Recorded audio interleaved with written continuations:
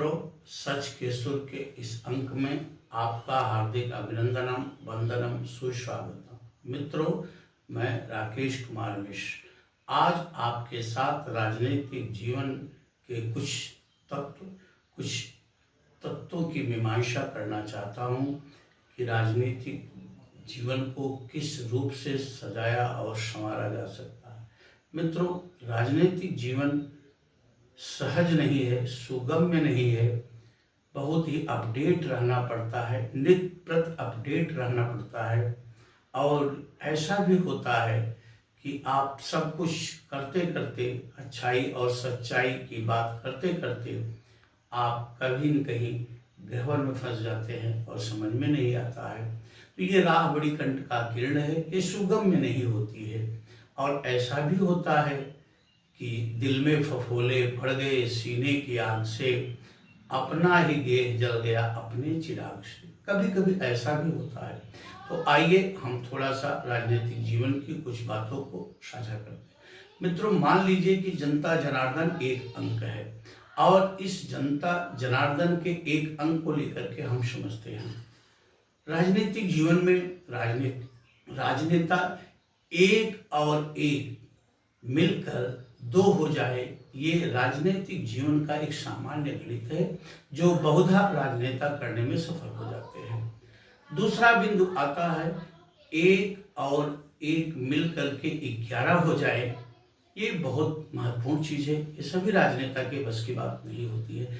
अर्थात जिस हमारे राजनेता में सांगठनिक क्षमता होती है, जो अपने संगठन के माध्यम से अपने राजपथ को आगे बढ़ाने में माहिर होते हैं, वो राजनेता इसमें सफल हो जाते हैं।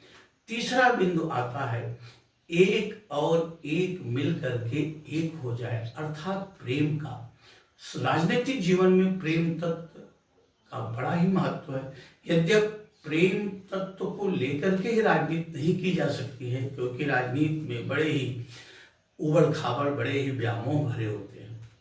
अगला बिंदु आता है राजनीतिक जीवन में कूटनीति का। एक और एक को मिलने ना दिया जाए, ये राजनीतिक जीवन का एक बहुत बड़ा भाग होता है और जिसे हम कूटनीति कहते हैं। पांचवा पड़ाव है राजनीतिक जीवन का, एक को एक के विरुद्ध खड़ा कर दिया जाए, ये राजनीति है।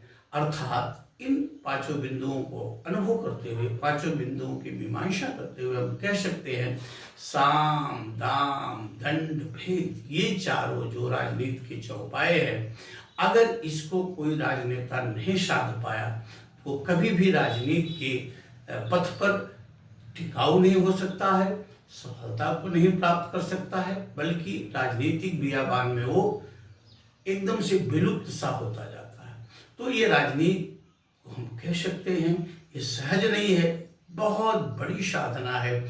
और खास तौर पर वो राजनेता जो देश में, प्रदेश में, विदेश में अपने राजनीतिक अहमन्यता को, अपने राजनीतिक महत्ता और इयत्ता को अक्षुण्य रखते हैं, जो इतिहास के पन्नों में स्वर्णाक्षरों में अंकित होते हैं, अगर उन सब का जीवन देखा जाए तो वो इस मामले में बड़े ही क्रांतिकारी होते हैं। और जो जिन बिंदुओं पर हमने आपसे साझा किया है, शेयर किया है, उस सारे के सारे बिंदु प्रबल प्रवाह के साथ उनके उस राजनीतिक जीवन में आते हैं, उतरते हैं और वो एक बड़ी क्रांति पैदा करते हैं। तो मित्रों, जो भी राजपथ पर जा रहे हों, जो राजपथ हों, इन बिंदुओं को अवश्य उनको नजरअंदाज नहीं करना चाहिए, क्योंकि ये राजपथ पर जाने वाले बिंदु हैं और यही बिंदु होते हैं जो पब्लिक परसेप्शन तैयार करते हैं।